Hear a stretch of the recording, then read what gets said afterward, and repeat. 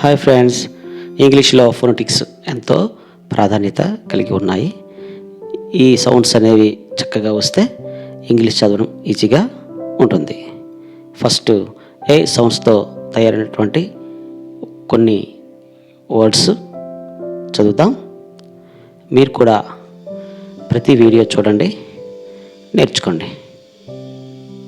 Okay, start చేద్దాం.